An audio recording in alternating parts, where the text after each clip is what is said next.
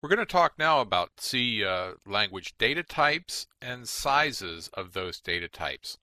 C doesn't have really that many data types. They're pretty simple.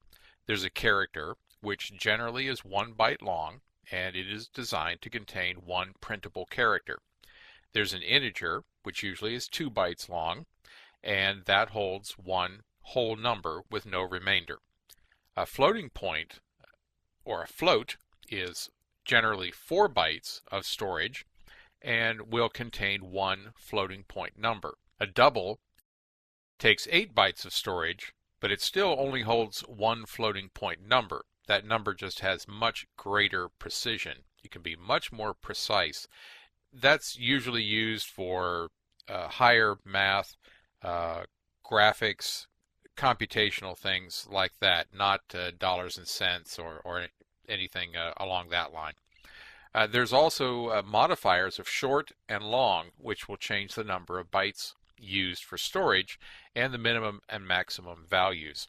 But the short and long work on the integer and makes a short int and a long int, and then there is such a thing as a long double as well. Here's a little chart to give you an idea in the Microsoft C compiler and its implementation on traditional non-64-bit architecture of what we have for storage. So there's a character, a char, 8 bits long, and since it is signed by default in the Microsoft compiler, and that is dependent on your machine, whether that standard character will be signed or unsigned. In our case, it is signed.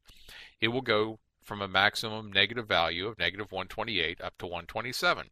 An unsigned character, of course, cannot be negative. It still takes 8 bits of storage, and it goes from 0 to 255, all 8 bits set on. An integer is 32 bits, and there you see the negative and large negative number and large positive number. I'm not going to bother to try to read that number off to you. We only have so much time. There's an unsigned integer of 32 bits, and of course, being unsigned, no negatives, 0 to 4 billion and change. There's the short for 16 bits and the unsigned short for 16 bits, and you can see their values, minimum, maximum.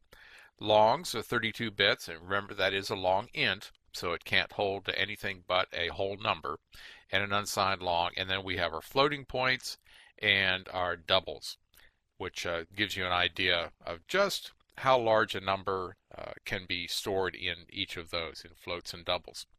So that's all there is to it. C does not have a lot of tough types to have to deal with, but you have these basic types which you can then build into all sorts of other kinds of storage options, other kinds of variables that will be usually more than sufficient for what you need to do.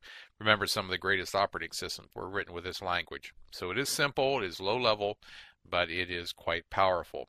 So we're going to move on and take a look at some other kinds of variables and constants and a lot of other things in our as we continue with our types, operators, and expressions.